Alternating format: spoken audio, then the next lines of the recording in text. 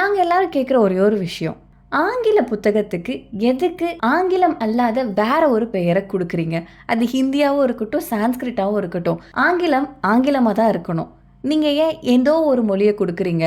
அதே போலக்க ஆங்கிலம் வழி நடத்தக்கூடிய கணித புத்தகத்துக்கு எதுக்கு ஹிந்திலேயோ சான்ஸ்கிரிட்லேயோ நீங்கள் பெயர் கொடுக்குறீங்க? இதை அவங்கள்ட்ட கேட்டதுக்கு அவங்க என்ன தெரியுமா சொன்னாங்க? நம்ம மொழியில் நம்ம பாட புத்தகங்களை கற்றுக்கும் போது நம்மளுடைய கலாச்சாரத்திலேருந்து நம்மளுடைய ஒன்று இணைஞ்ச பாரம்பரியம் அப்படியே வெளியே வருமா. எனக்கு ஒரே ஒரு டவுட்டு, படிக்கிறது ஆங்கிலம் இங்கிலீஷ், அப்படி இருக்கும்போது இதில் எதுக்கு நீங்கள் கலாச்சாரத்தை கொண்டு வந்து உள்ளார வைக்கிறீங்க? அப்படியே கொண்டு வந்தாலும் யாரோட கலாச்சாரத்தை கொண்டு வரீங்க?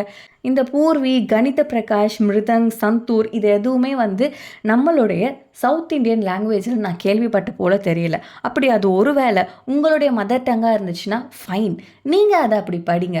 ஆனால் எங்களுடைய மதர் டங்னு நீங்கள் எப்படி சொல்லலாம்?